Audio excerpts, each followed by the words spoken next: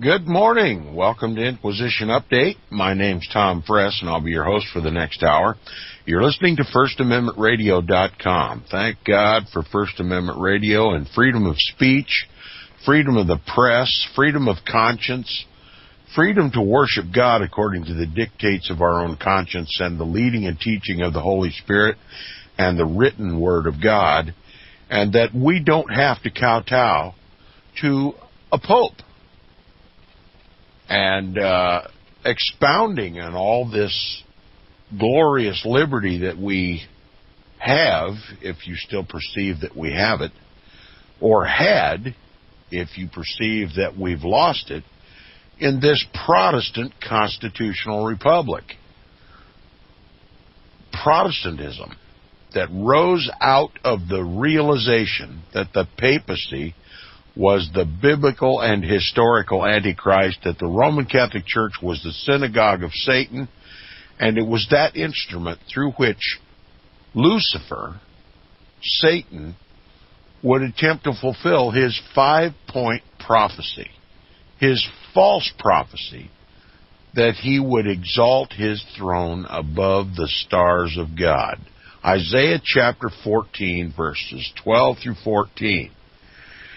Now, at the end of the program yesterday, we were continuing our discussion about this pastoral letter that Archbishop Manning, this Roman Catholic prelate, wrote expounding upon the infallibility of the Pope. First off, that the Roman Catholic Church is the one holy Roman Catholic and Apostolic Church. It is the one true church, says Manning, the one true church of Jesus Christ. And the head of that church is the Pope. And all infallibility of the church dwells in the breast and is dispensed from the breast of the papacy. And if the church will accept his divine right to rule the world and accept his infallibility and do as he says to do and to believe as he says to believe, then they too can be infallible. What was it Satan said to Eve? For God doth know that the day you eat of the fruit of the tree, your eyes will be opened, and you will be as gods, knowing both good and evil. Isn't this what the papacy is trying to do? To make the people know both good and evil, and to be judged about what is good and what is evil, according as the Pope teaches, the biblical Antichrist? This is the thesis of this portion of the reading of this book, The Papacy and the Civil Power by R.W. Thompson. And I'll back up a paragraph or two for continuity. Speaking again of Archbishop Manning and his pastoral letter dealing with the infallibility of the Pope, he says he makes it extend also to the universal practice of the Church in condemning the writings of Orthodox and commending the writings of Orthodox and of condemning those of heterodox authors. Okay? The Roman Catholic Church, as evidenced by their list of forbidden books, it is the Roman Catholic Church that sets itself up in the world as the commender of Orthodox writings, in other words, those writings that agree with the teachings of the Pope, and condemning those of heterodox authors, in other words, Protestant authors, those who espouse error, according to the Pope.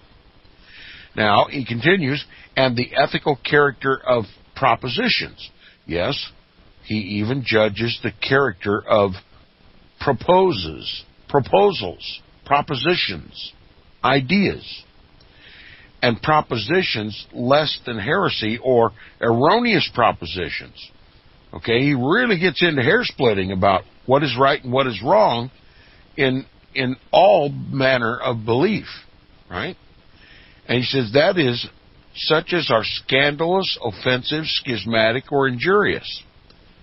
And more important and comprehensive than all, so that there may be no further cavil or controversy about it, this great Archbishop Manning declares that, quote, it belongs to the Roman Catholic Church alone to determine the limits of its own infallibility, unquote, which makes the whole matter rest upon the sole discretion of the Pope, so that upon whatsoever occasion or subject he shall claim to be infallible, then he is so.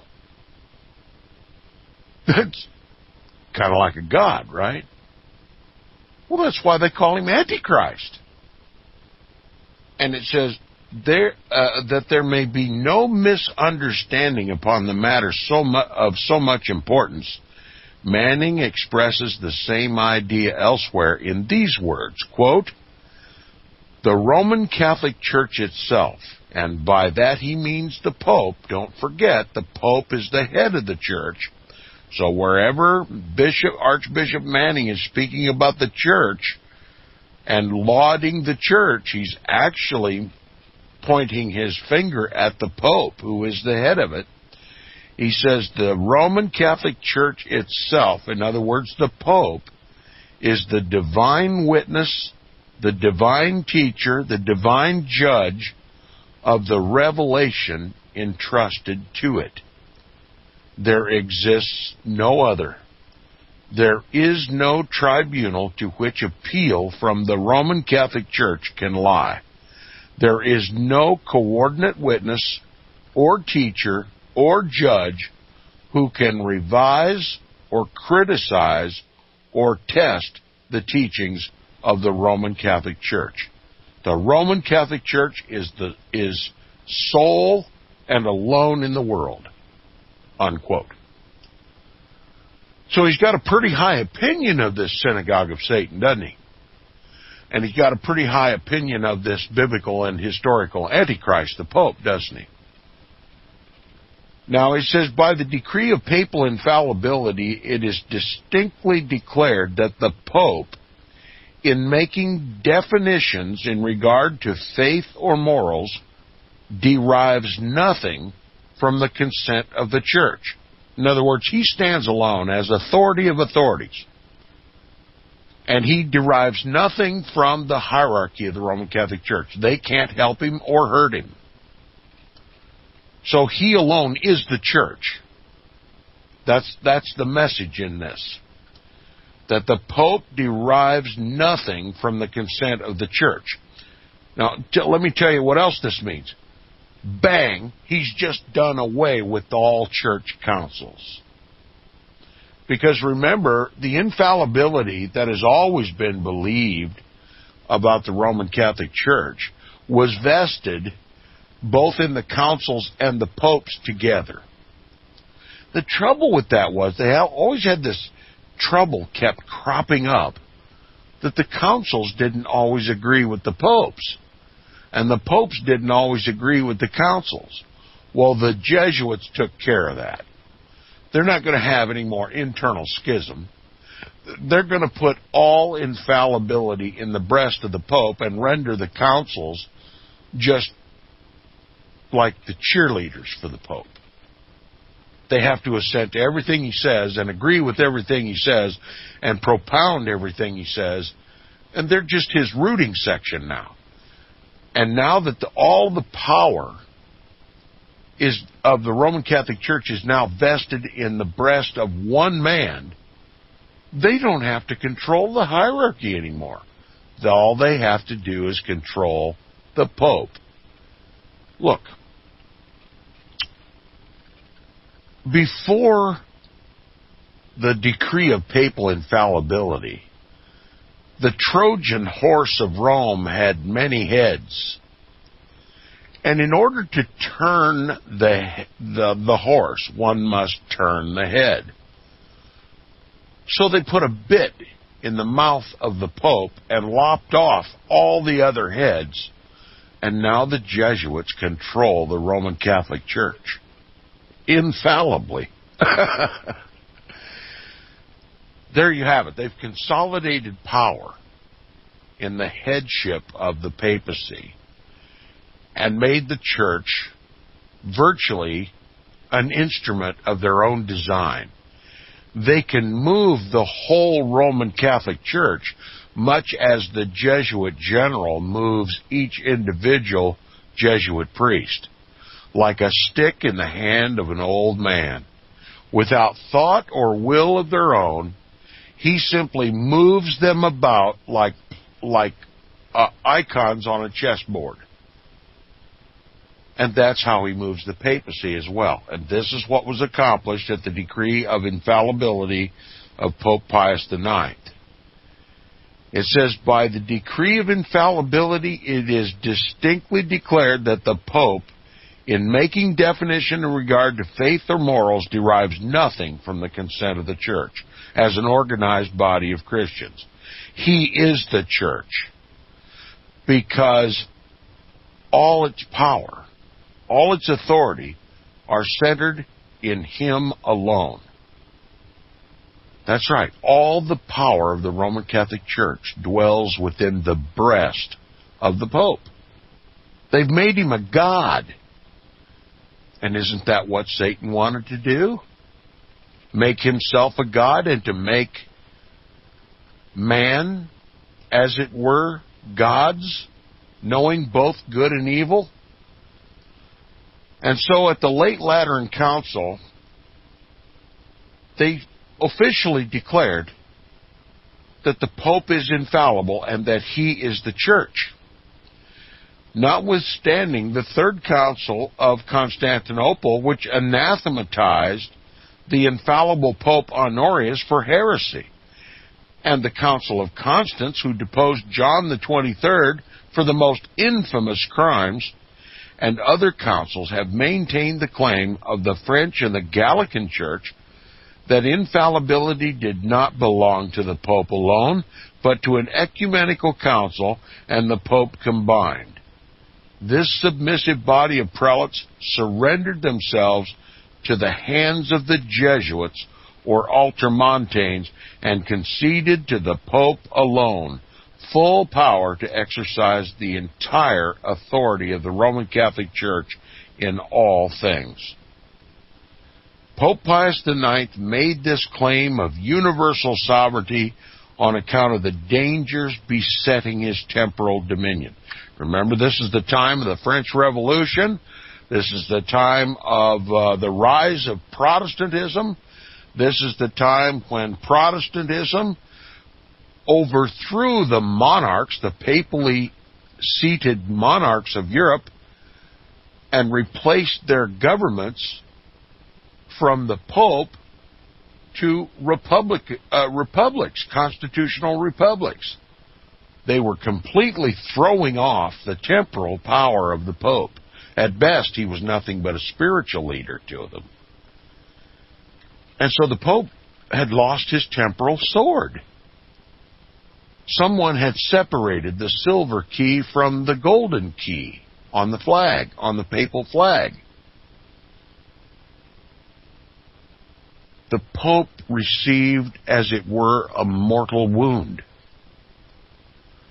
But today that wound is being healed. It's being healed by the United States of America, and R.W. Thompson is warning about it back in 1876. Excuse me. He says, Pope Pius IX made this claim of universal sovereignty on account of the dangers besetting his temporal dominion, and the obedient cardinals and bishops shouted amen to the demand, with only a few dissenting voices, which at the time were drowned in the general rejoicing and afterwards silenced into humiliating acquiescence. So it was the popular vote of the Roman Catholic hierarchy that this declaration of papal infallibility was just and true. that he was literally the representative of Jesus Christ on the earth, and the councils were just his cheering section. Okay, that was again 1870 at the First Vatican Council. Now, in the encyclical, Pope Pius IX's encyclical of 1864, he condemned the, quote, audacity of those persons, unquote, who ventured to insist that they had the right to withhold their, quote, assent and obedience to his decrees when they did not touch dogmas of faith and morals, and declared that all such were entirely opposed to the Catholic dogma of the full power divinely given to the Roman Pontiff, etc. That is to say, excuse me while I turn the page, that is to say that although the Pope shall deem it his duty to issue a decree relating to matters other than those touching faith and morals, and command obedience to it, all the faithful must implicitly obey it. This was then a mere claim of authority, unsupported by the decree of any one of the many ecumenical councils which have been held in the past, and was therefore resisted by many thousands of honest Roman Catholics, who thought they saw in it the establishment of the triumph of absolutism. That's right, there were some common-sense Roman Catholics who resisted this idea that when extending his infallibility beyond the scope of the teachings of faith and morals, that is, in the temporal world, that is, his infallible authority over the kings of the earth and the governments of the earth, they had the good sense to realize that he'd gone too far. That this was really the erection of a global absolutism. And that's the knowledge that we need today. Now, of course, Inquisition Update denies any infallibility of any man, because the Bible says all have sinned and fallen short of the glory of God. Never mind the Pope. No man is infallible. All have sinned and fallen short of the glory of God. So this arrogation of one man to the status of infallibility, a uniquely divine characteristic, is the defining mark of Antichrist. There can't be any other. This alone characterizes and identifies the papacy as the biblical and historical Antichrist. But there's much more evidence than just that. Now, he continues, he says, now it is the law of the church, that is, papal infallibility, is now the law of the church, and the voices of these thousands are hushed into the silence of a tomb. In other words, the world has accepted this idea of papal infallibility. The Roman Catholic hierarchy have accepted it. They just simply acquiesced. And it has generated enough steam to silence all opposition. Though there may be plenty of opposition in the world, it has silenced it. Even in the Roman Catholic world. Now, whether their silence shall ever hereafter be broken or not, all who believe in papal infallibility or accept it must be held to recognize this claim of papal supremacy in all its scope and in any extent to which the Pope shall think proper to carry it. It is impossible to imagine how it can be otherwise, for if the Pope cannot err and can decide for himself what the extent of his infallibility is, then whatsoever he claims as belonging to his pontifical authority must be granted to him, upon the ground that, being infallible, it is impossible for him to assert anything that is not true, or to demand anything that is not consistent with the law of God. If infallibility does not go thus far, there's nothing in it at all. If it stops short of full, complete, and entire power, it is not infallibility. and so it is understood by those who are the official and authorized interpreters of its meaning. In the Catholic World for May of 1871, there's an ably written article reviewing Archbishop Manning's pastoral letter under the significant title, quote, "The Church Accredits Herself," unquote. The argument there is that the Word of God must be true, because God declares it to be so. That the Roman Catholic Church is the only authority on earth commissioned by God to declare what that Word is. That she, and she alone, is the witness for herself, and is, quote, "competent and sufficient authority for that fact," unquote. That, quote, "she cannot err in declaring what God has revealed and commanded, and that therefore she is what she affirms herself to be," or in more apt language, that the Pope affirms her to be.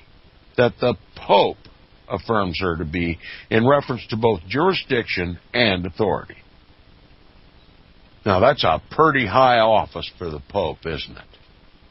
And the author concludes this portion of the discussion by saying, "No Oriental monarch ever had more absolute power than this." That's why they call him the Lord of Lords and the King of Kings. And this is exactly why Lord Acton said, he's speaking specifically about this First Vatican Council of 1870, when Pope Pius IX was declared infallible. When the papacy was declared infallible, Lord Acton responded, he said, "Power corrupts, but absolute power corrupts absolutely." He had it right. He is as much called the papacy Antichrist. Now, many good and intelligent laymen of the Roman Catholic Church have been deluded into the belief that the Pope's infallibility is limited to questions of faith alone, in the ordinary acceptance of that term. But this theory of Pope Pius IX and Archbishop Manning in the Catholic world explodes that idea entirely. It includes not only morals, but everything pertaining to the domain of morals. Everything, in fact, which the Pope himself shall declare to be embraced by it, within and without that domain of faith and morals. In other words, even the natural law, as we've discussed earlier in this book. Everything, every endeavor of man, every thought or idea eventually can be traced to the area of faith or morals. And the Pope is the divine right, infallible orator on faith and morals. Therefore, he is the divine right, infallible authority in all matters concerning mankind. Now that is raising one's throne above the stars of God, isn't it?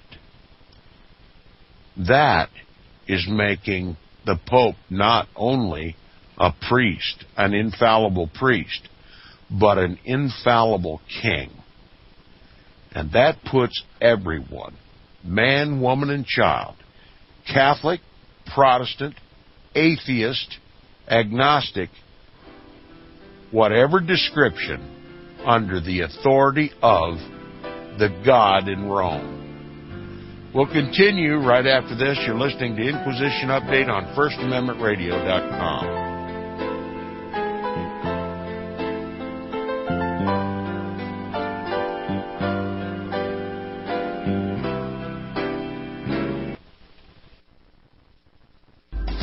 Years ahead of the dominant media, FirstAmendmentRadio.com and FirstAmendmentRadio.net.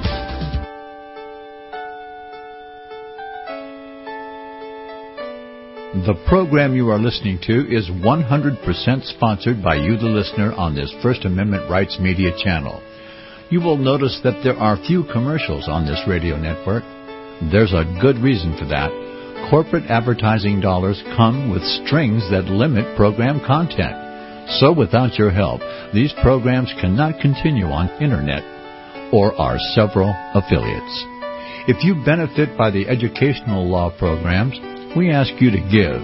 If you are admonished or nurtured by the Bible and ministry programs, we ask you to give. If some voice a cause that you are passionate about, we ask you to give.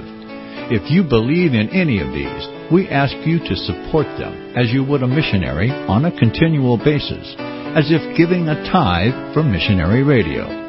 These programs are not commercially viable and must be supported by those faithful to the cause of truth. Look for the button to sponsor your favorite programs at our listen and schedule pages on the Internet. Then, when you subscribe, we will send you the last quarterly MP3 CD of that program immediately, and continue to do so with each new quarter. We will also give you unlimited archive access to all of our programs. We're asking you to give much less than a tithe, so that you may also send support directly to a particular program host, cause, and anywhere else the Spirit may lead you. Do all to the glory of our God and Creator, for His holy nation, the only kingdom that will last forever. Thank you for listening.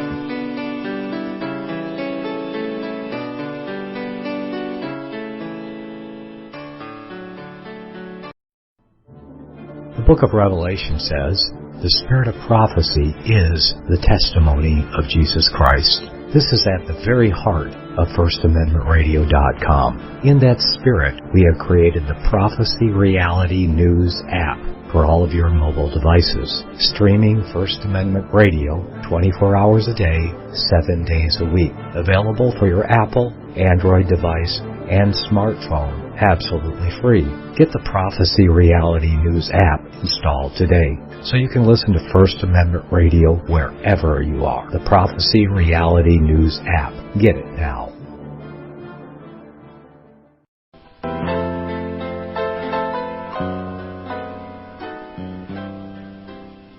Welcome back to the second half hour of Inquisition Update on FirstAmendmentRadio.com.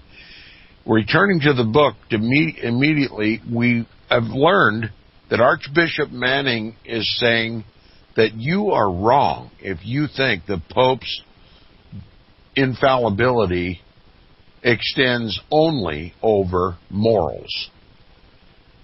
No, it extends over everything pertaining to the domain of morals. Everything, in fact, which the Pope himself shall declare to be embraced by it within or without that domain. So papal infallibility extends over everything. And it says the Church, that is the Roman Catholic Church, speaks alone through him, the Pope, having surrendered up every other mode of utterance.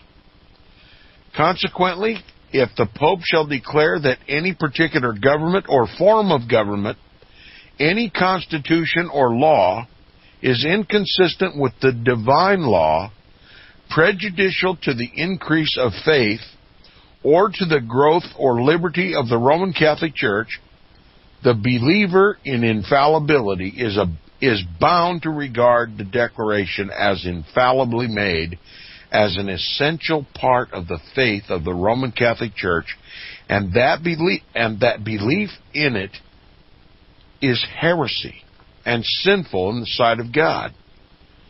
If you question the Pope, you are a heretic. You are inherently sinful in the sight of God.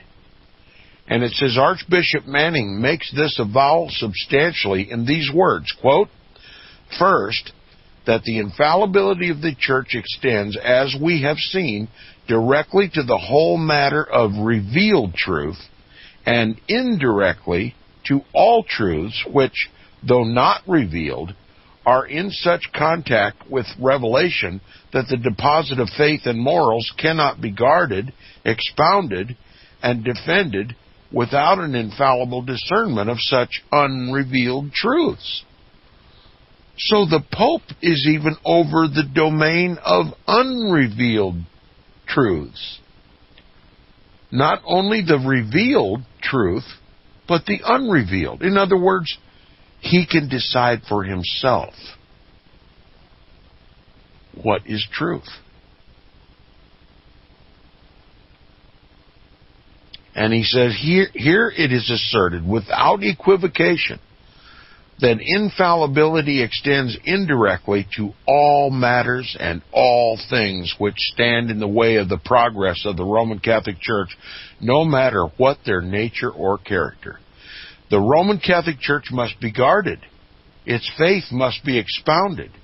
And its supreme authority over all opposing secular power must be defended and maintained at every hazard. Whatever government or constitution or law shall impede the consummation of these ends must be resisted.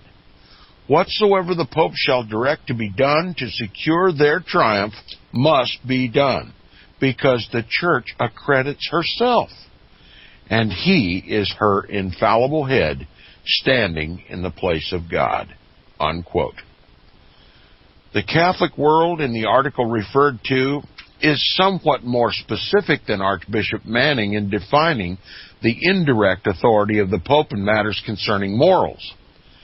Seeming to foresee the ultimate point to which the doctrine of infallibility logically and necessarily leads, and not disposed to be behind others in defending it, the author of this article, with commendable frankness, says, quote, "The principles of ethics, and therefore of politics as a branch of ethics, all lie in the theological order.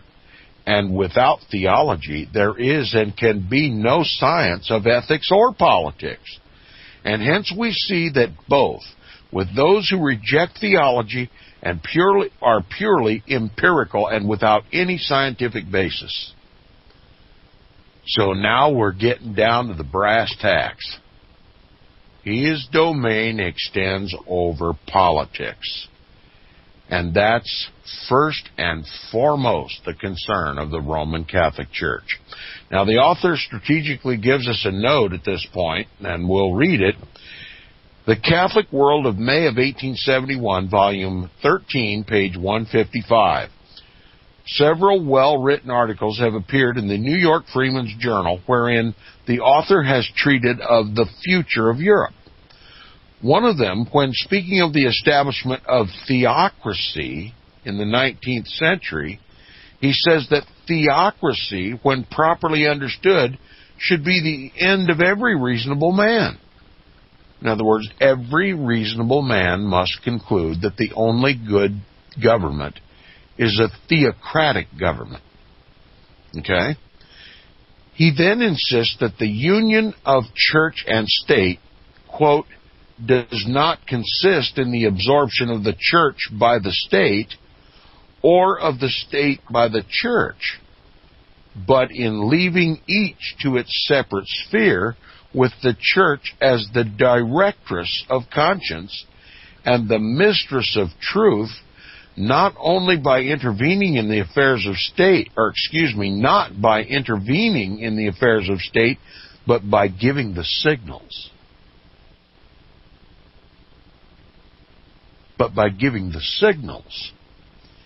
And it says to do this, he insists that she must have liberty, and that the state must receive her warnings with respect. In other words, he says, the Roman Catholic Church does not directly enter into the governments of states, for such is not her mission, but indirectly, inasmuch as political questions are connected with morals. Such is her duty, for mistress of truth, guardian of morals, she, the Roman Catholic Church, is bound to condemn evil. Unquote. In his view, all those who govern, that is, all in political office, should be the lieutenants of Jesus Christ. And as society can be saved from ruin in no other way, he thinks that the future belongs to the principles of the syllabus of Pope Pius IX. It says, in commending these articles to the reader of the Freeman Journal, the editor says, quote, "This is the kind of reading that men in every condition of society ought to accustom themselves to and to love. There's not a Roman Catholic man in America that is so fully instructed that he will not find a pleasure in reading this exposition. Those less read ought to seek in such writings the basis of right political appreciations." We heartily commend these papers in our journal to all our readers as sound and good reading. So the papacy is supremely and infallibly in control of politics. And it doesn't necessarily get right down into the nuts and bolts of governing. No, that's the state's job. The church just stands back and tells the state what to do by giving discernible signals to the state. And that's what takes place in Washington, D.C. Every Roman Catholic priest stands aloof as the divine orator, as the spokesman of the Pope, the divine right, infallible ruler of all kings, and the government watches for signs from those priests, and they do accordingly, out of a religious conviction. That's how politics works in the United States of America. The priests dictating by signals and signs what the government should do, what laws it should pass, little by little overthrowing the rights of this constitutional republic and replacing them little by little with Roman Catholic canon law and tyranny. Now it says, here it is emphatically announced that ethics and politics, the latter as a branch of the former, in other words, politics is a branch of ethics, and everybody know ethics is the great purview of the Roman Catholic Church, and both are within the domain embraced by the Pope's infallibility and are both under the guidance and direction of the Pope because they both lie in the theological order and because all governments not based upon theology are purely empirical. So all good government has to be based in theocracy. And the theocrat in the world is the Pope. Now, political affairs are reached indirectly inasmuch as they are not revealed, but being included in morals, which are revealed, a papal decree in reference to them is just as infallibly true and obligatory as if it were confined to revealed faith alone. Hence, if the Pope shall declare that any political opinions are wrong, unjust, or immoral in the sight of God, the declaration must be held by all obedient children of the Roman Catholic Church to be unerringly and indisputably true, and to save themselves from excommunication for heresy, they must make exterminating war upon all such opinions. Hence also, if he shall declare that any existing government is opposed to the welfare of the Roman Catholic Church and therefore to the law of God, the same result must follow: exterminating war. And hence again, if he shall declare that the government of the United States is unjust, oppressive, and an act of usurpation because it gives license to the heresy of Protestantism, because it repudiates the doctrine of the divine right of kings, because it allows the people to make their own laws, because it requires the Roman Catholic hierarchy to obey the laws thus made, because it does not recognize the Roman Catholic Church religion as the only true religion, because it recognizes the right of each individual to interpret the Scriptures for himself and to entertain whatsoever religious belief his own conscience and reason shall approve, or none at all, if he shall think fit, because it has separated church and state and denies the right of the Roman Catholic Church to subordinate the state to any of its laws,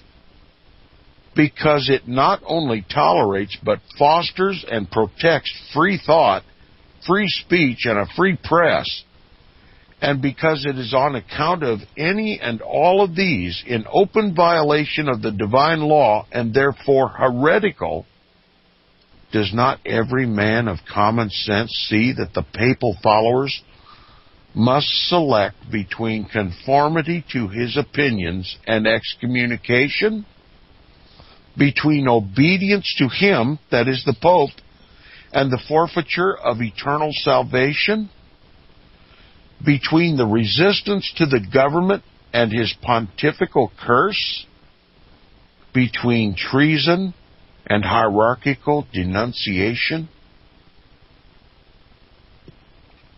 You see, they've made this a matter of salvific significance. You either obey the Pope or you're damned. Every Roman Catholic, if he understands Pope Pius IX's encyclical and syllabus of error, if he understands the teaching of Archbishop Manning, if he understands the divine right rule of the Pope and his infallibility, everything becomes a salvific issue. Now, Archbishop Manning reasons thus. He says, quote, "The primacy is a personal privilege in Peter and his successors." In other words, the supremacy of the Pope cannot be shared. The Pope sits alone in his throne, and he does not share his throne with anyone. His primacy is personal. It's all vested in his person. And therefore, the Roman Catholic Pontiff needs the help and society of no other. And therefore, also, the doctrinal authority of the Pope is personal. Again, an emphasis on the person of the Pope. He stands alone, high above the earth, high above every human institution, and needs no support from anybody. And the conclusion he reaches is that in order to the proper exercise of infallibility, it is the duty of the Pope to bring the whole world into, quote, unity with the Catholic faith, unquote. Now, do you know what the ecumenical movement's all about?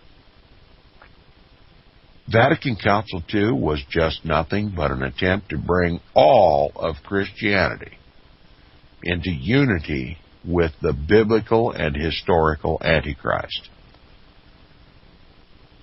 Again, he says, the conclusion he reaches is that in order for the proper exercise of papal infallibility, it is the duty of the Pope to bring the whole world into unity with the Catholic faith, employing, of course, in the faithful discharge of his duty, whatsoever means he may deem necessary to that end.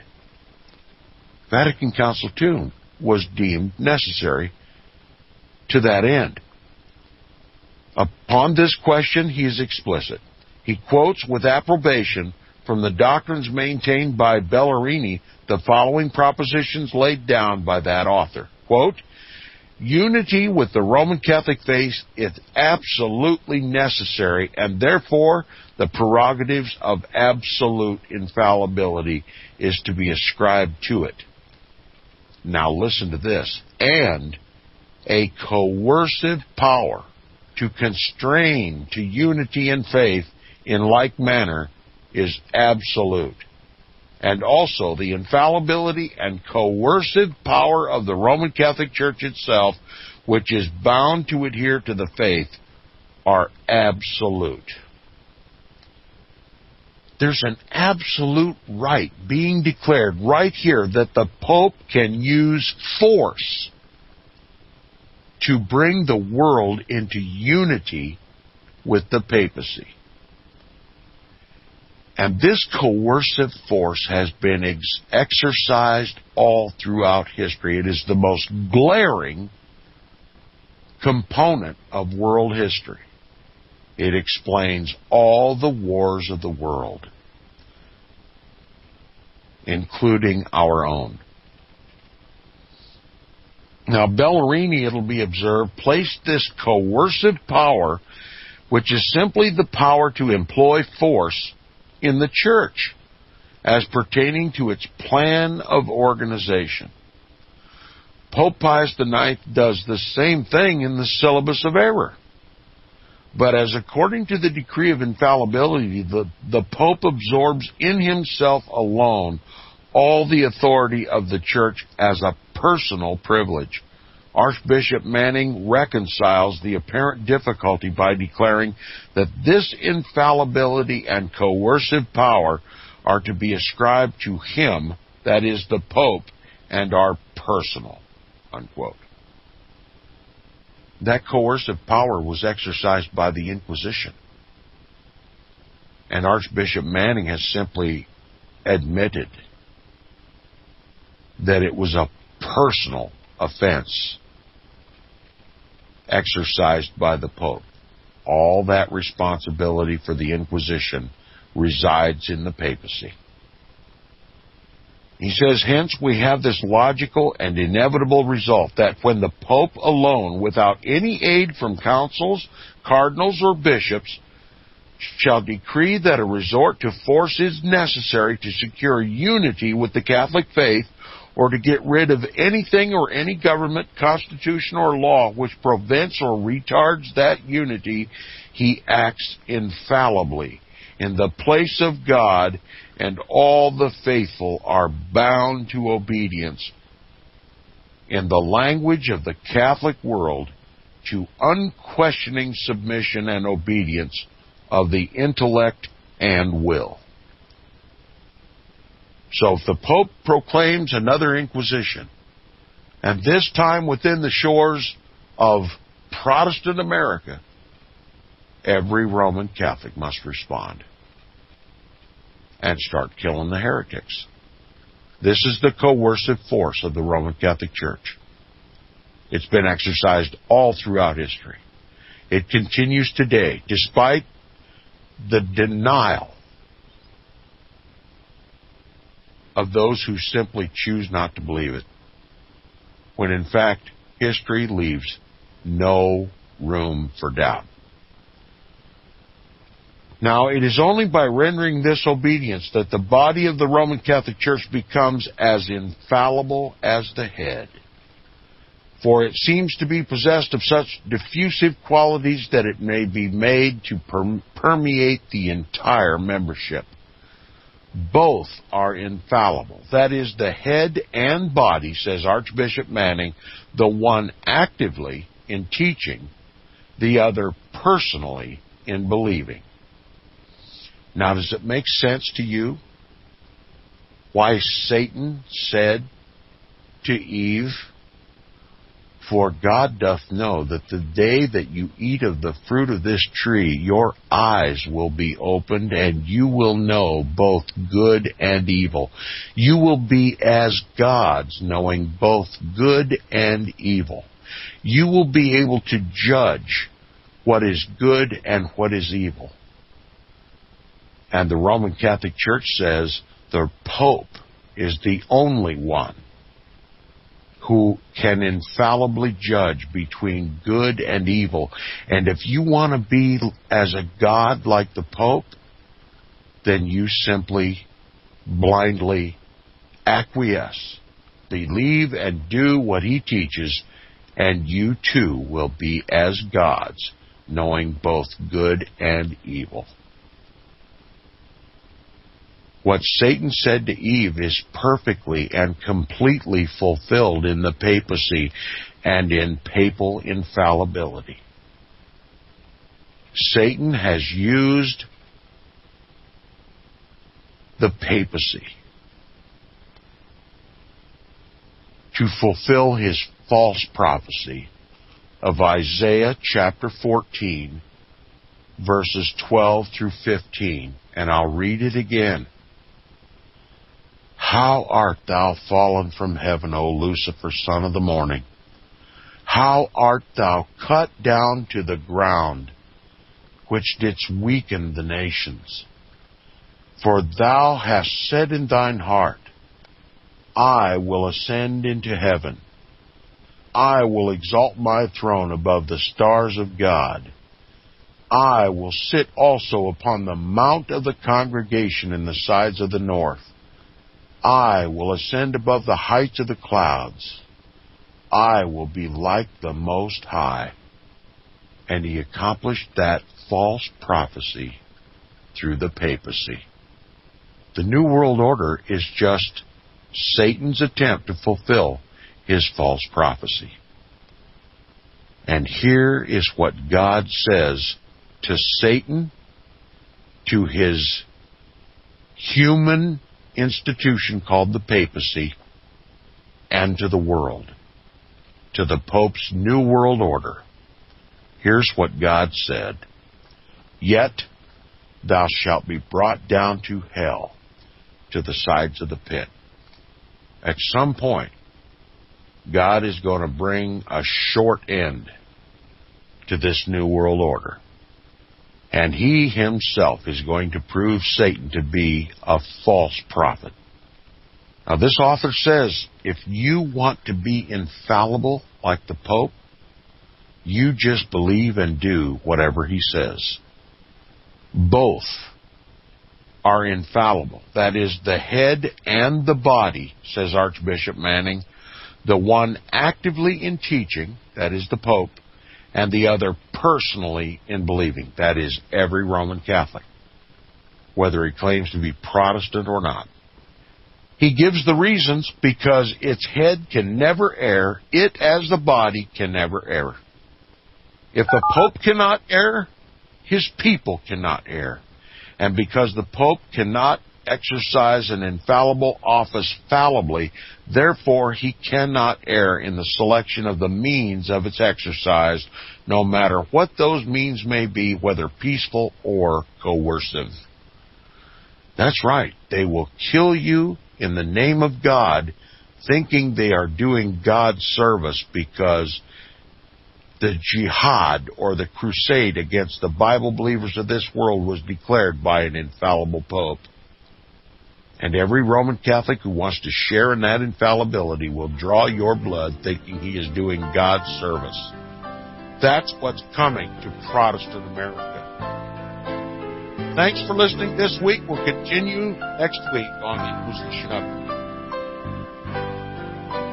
Visit crosstheborder.org, CROSS, crosstheborder.org, to get your print, EPUB, or PDF version of the book, The Rapture Will Be Canceled. That's crosstheborder.org. I know you all want answers, and believe me, so do I, and I'll do my best to get them. Despite Nicolas Cage's promise to do his best to get left behind rapture answers for us, don't hold your breath. Not everyone believes Left Behind is true prophecy. Some may even regard as conspiratorial the mainstream re-release of the Left Behind movie, with actor Nicolas Cage portraying the main character, as an attempt to further reinforce in the minds of all this perception of false prophecy, in order to condition the masses for the play about to begin. If you want true Bible prophecy answers, get the book, The Rapture Will Be Canceled. The author exposes the Latin rapture origin, the 7-year tribulation deception, true Bible revelation of Daniel's 70 weeks, the abomination of desolation, the restrainer, America in the Revelation, the image of the beast and the mark of the beast, and the truth about God's chosen people, and so much more about Bible prophecy. This book will shatter the Left Behind paradigm of future events. Get the book, The Rapture Will Be Canceled. Visit crosstheborder.org, CROSS, crosstheborder.org, to get your print, EPUB, or PDF version of the book, the rapture will be canceled. That's crosstheborder.org.